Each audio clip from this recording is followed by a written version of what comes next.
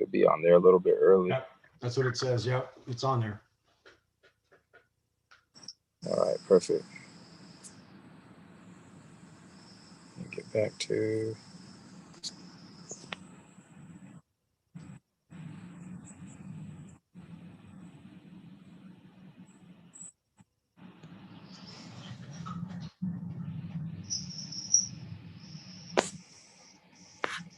All right.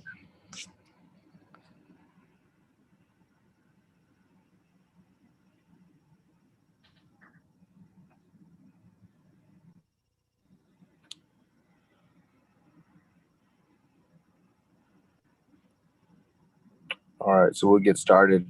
I believe that Keith will probably be in here in a little bit. Can Okay. you hear me okay? Yeah. Can you hear me? Yep. Great.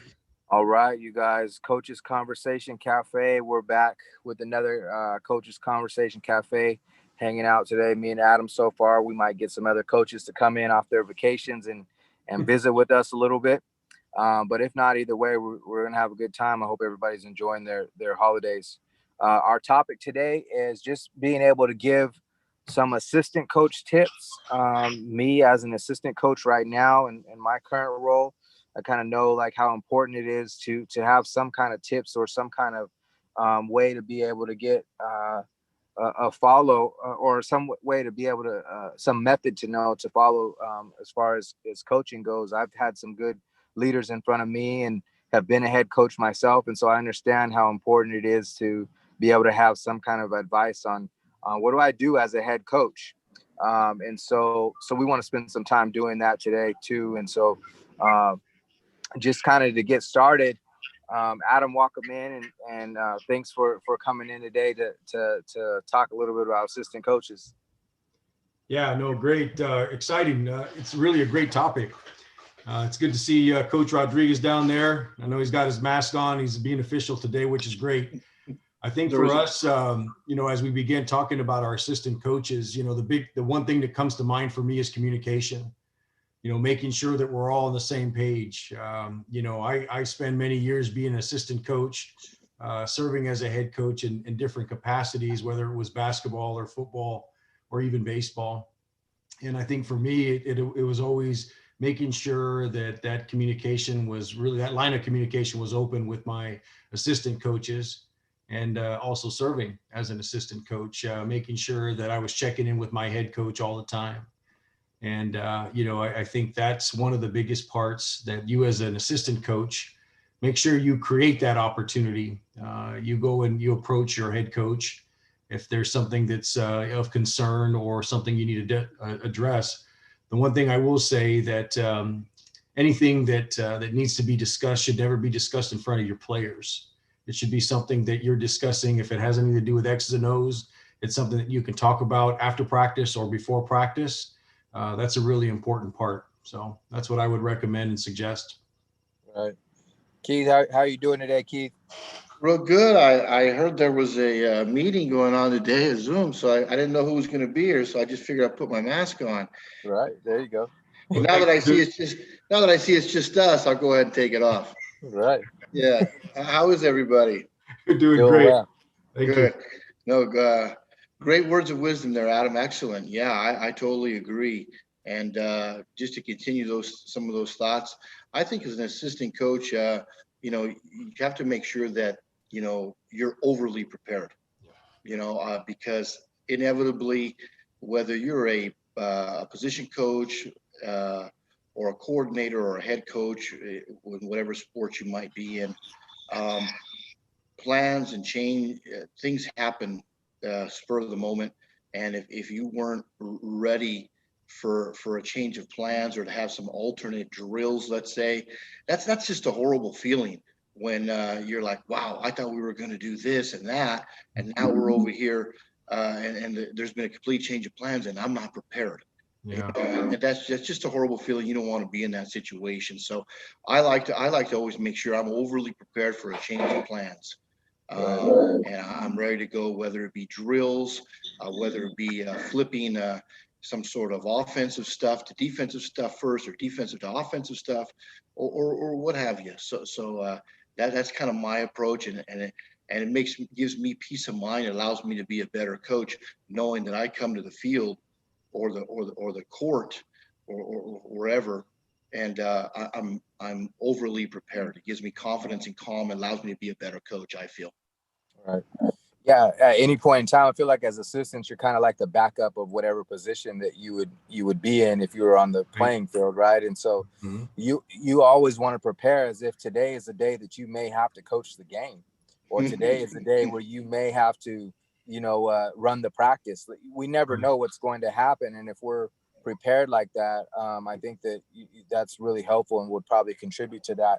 One of the things too that I wrote down 5 different things that I thought might be important, for me as an assistant coach. But one of those ideas was that we kind of know the game plan ahead of time, because we've studied our opponent. We know the direction that our head coach would normally go in, some of the ideas that he has or she has, and just being able to run that by them ahead of time to double check and kind of look at, hey, you know what, do you like this idea? Is this something that we would be doing? Does this align with our personality as a team?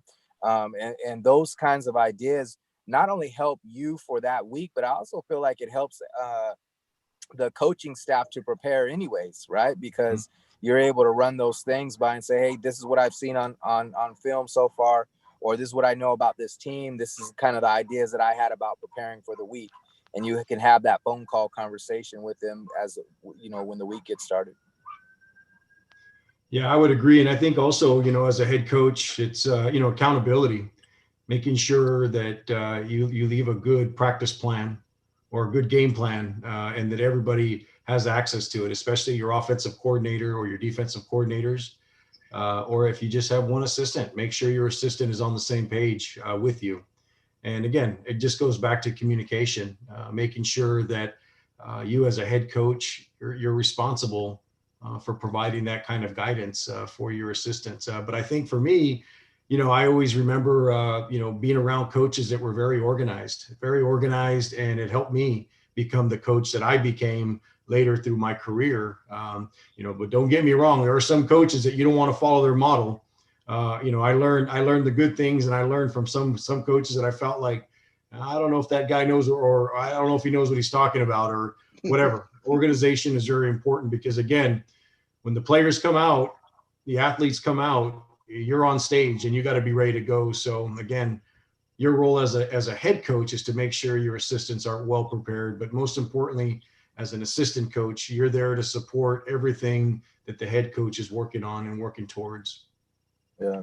Yeah, this is a little bit of a curveball because we didn't discuss this before, but if we are assisting a coach that we feel like isn't, for whatever reason, prepared, or has their mind in other places, and there's life that happens, and so that could happen spontaneously, or it could be habitual. But if we're seeing that as an assistant coach, what would be some advice that we would give to those assistant coaches in those positions? To forge on, to continue to do your job. Oftentimes you're not going to get the recognition or gratitude maybe you feel you deserve as assistant coach. And sometimes, as Adam alluded to, sometimes I've been in situations where that communication's not there. Right. And you just got to forge on and do the best you can. You're in your own world right there, and you got to make, when in Rome, do as Romans do, and do what you have to do to put your best foot forward as a coach as you see fit, especially when there's a communication breakdown. And also, if there's that communication is not there with your coordinator or your head coach, be brave enough to maybe you reach out first. Maybe you're going to have to be the one to extend the hand and say and begin the conversation with your coach. We're all different types of personalities in this coaching field. Not everybody communicates the same or equally or well, and so sometimes you have to do your part to it may be by pulling teeth, but you got to do your part to extract that information and that communication, which will benefit you, because there's nothing worse than not having communication with your coaches that are above you, and you're just you feel like you're on an island and you don't know what's going on. So oftentimes you're going to have to be the one to extend that invitation, that olive branch, and say, hey, how you doing? Or it could be a cup of coffee, it could be just a text, it could be phone calls, but you need to know where your place is at all times, and everyone's on the same vision and path. Yeah, well, that's a really good point, Coach. I think for me, it's always been about communicating before practice. Find that 5 minutes before practice. When Keith and I were coaching together, we always spend about 5 to 8 minutes just catching up. Really, and we were able to check in with each other to see where we're at, and that was an important part. And I would really strongly recommend that as a head coach, you got to be very organized with your assistant coaches and get that I call it 5 minutes. It's 5 minutes. If it's 10 minutes, great. But sometimes when you're working with walk-on coaches, you may or may not have that time. And so, but always make that time as a head coach. That's your responsibility to do that. The other part is that was a great question, Isaac, that you posed. What if things aren't going well at practice and you're the assistant coach? What is it that you do? Well, my suggestion would be during a water break, you walk over and talk to your coach really quickly, and let's have a quick discussion to make sure that we're on the same page. Because again, the student athletes that are on your field or on your court or in your swimming pool, they're looking to you. And you come and you show any type of disorganization, you could lose your practice and you could lose what's going on there. So it's really, really important that as an assistant coach, that's your responsibility. So before you become an assistant coach, I always talk about the standards of practice. We got to make sure that we're prepared to step up when we need to, because our players depend on us to do that as well. Just because you have the title as an assistant doesn't mean that you can't speak up. So, our job is to make sure that we're all on the same page at all times. And as an assistant, it's your job to make sure you're supporting your head coach and supporting your head coach. Sometimes you're going to agree to disagree, but at the end of the day, you were brought on to support that head coach, whatever that mission or vision is for that coaching staff. That's your responsibility to support that coach. Right. Yeah, I love that. One of the things that I feel like we have to keep in mind as assistant coaches is it's still our obligation to be the best version of ourselves possible. Right. And somebody else doing less than doesn't give us the pass to do less than at that time. Correct. Our role anyway, I feel like as an assistant coach, is to have our head coaches back, and so if things aren't going in a way that's productive to the team, me as a head coach when I would have loved to hear that from my assistant coach. And so I know as a head coach now, it's the same idea. Is I want to let my coach know that, hey, this is what I'm sensing, or this is what I'm picking up, or this is what I'm not getting from you, or just in general, the flow of things not happening a certain way.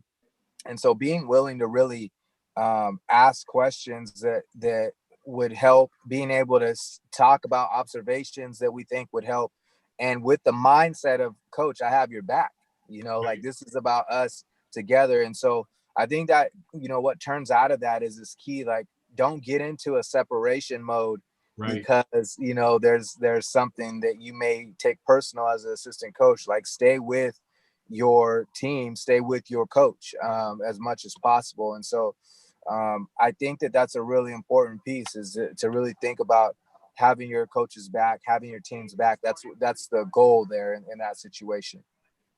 Right. And if there's ever any differences, again, you don't ever have that discussion in front of your athletes. Right. It's something that's discussed whether during a water break, if possible, or if not, it's going to be directly after practice, so we can make sure that we're on the same page for the next practice. But again, I always go back to communication and creating that line of communication. As a head coach, your job is to make sure that your assistants always feel supported by you, and that vice versa, that you as an assistant coach always feel like you can reach out to your head coach. I always wanted my assistant coaches to come to me if something wasn't right. Let's have a discussion and let's talk about it. But again, never in front of players. Yeah, good points.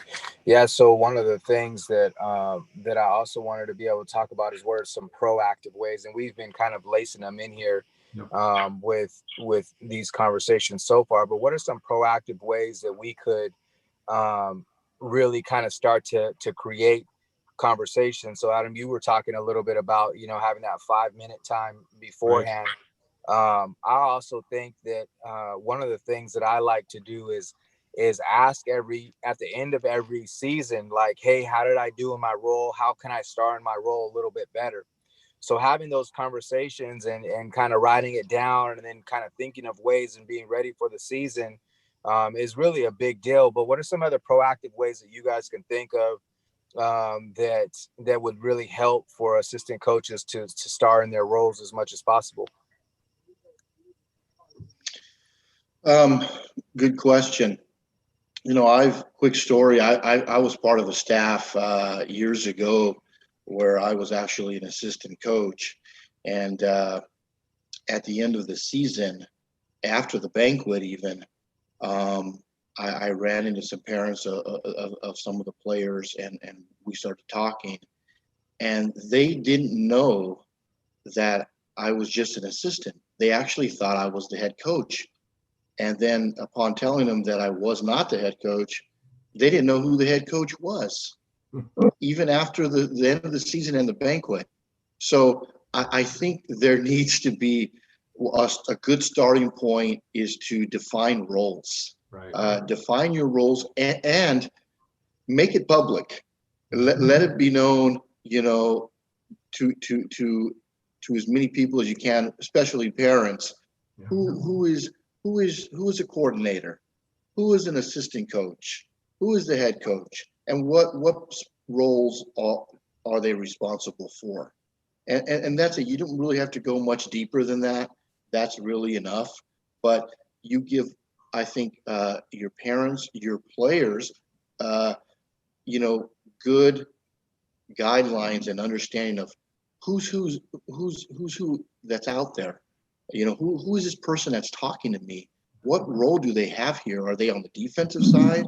Or are they on the offensive side? Are they going to show me how to serve in volleyball? Or are they here strictly defensively in baseball? I mean, what is he a hitting coach? What's going on? So, as players, you want everyone to be respected, all coaches, and you demand that of your student athletes. Yes, but it is important that these student athletes know the expertise, if you will, by which they're being coached from a specific coach, and defining those roles early on, to everyone. I think really helps that and sets everyone off on a good footing. Yeah, I fully agree with that. That's a really, really good point there. And I think, when I think of organizations, right, just in general, being organized as a head coach and making sure that, just to support what Coach Rodriguez is saying, really the roles and responsibilities, of each coach, and making sure that's why that parent meeting at the very beginning Mm-hmm. is so important. So parents know. So we're not waiting till the end to meet the parents. You meet the parents in the very beginning, and everybody will feel as part of the coaching unit. Everybody will feel a part of that because they were introduced formally to the parents. And so, and then you as an assistant coach, your job is to make sure that, again, if there's ever an issue with a parent, always the head coach is to address that. And if the head coach doesn't address that, then your athletic director should be addressing that. And so, but I think the biggest part of all this is that making sure that there's that line of communication, there's that presence that Keith is talking about. I think that the biggest part, again, is making sure that parents are well aware of who's who.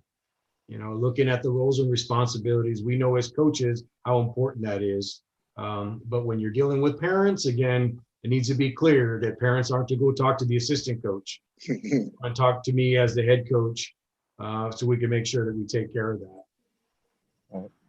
Yeah. So just kind of winding up a little bit here.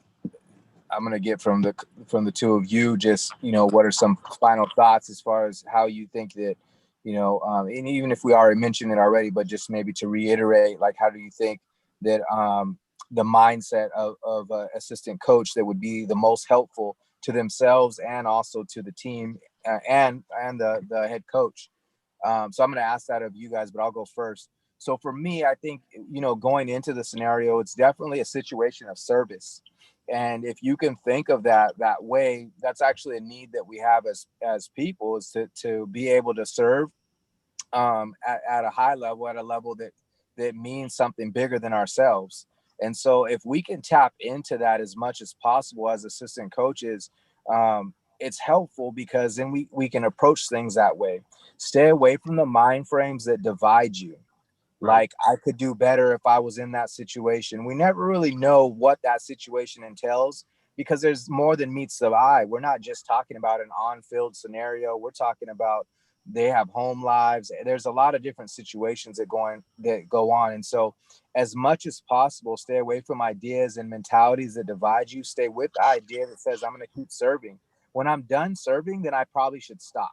Right. So if I'm no longer willing to serve as an assistant coach and be helpful and be supportive, then that might be my idea to say I got to move to something else or go on to something else in life. But until then, continue to tap into ways that will allow you to serve better. And so that means, opening up communication, asking for ways to be helpful, finding the role that serves you best, or that serves the team best.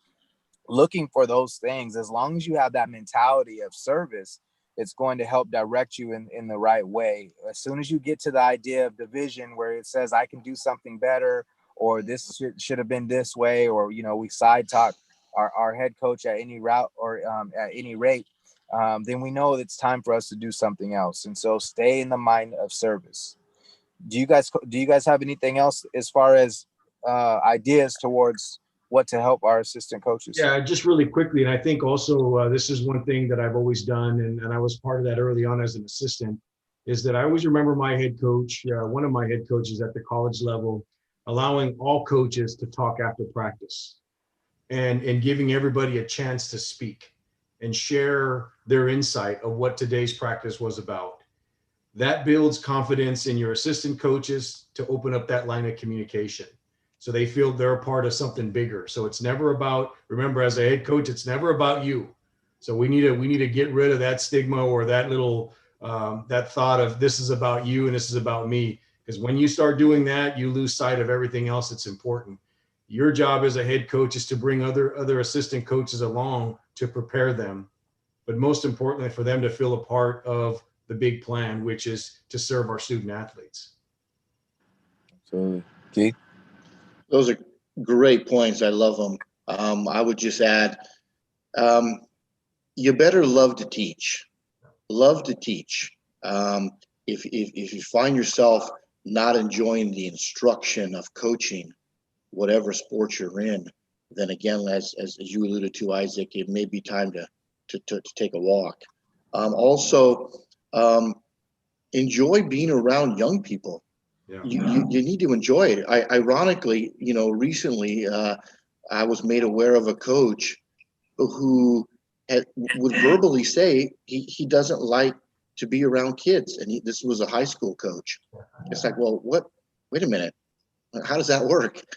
How can you not like to be around young people, yet you want to be a coach? There's something going on there. So again, you might want to take a walk. Also, be the best in your role that you can be. Whatever it is, your role, however small you feel it is, or big you feel it is, however important it may be, or maybe you feel it's not that important, doesn't matter.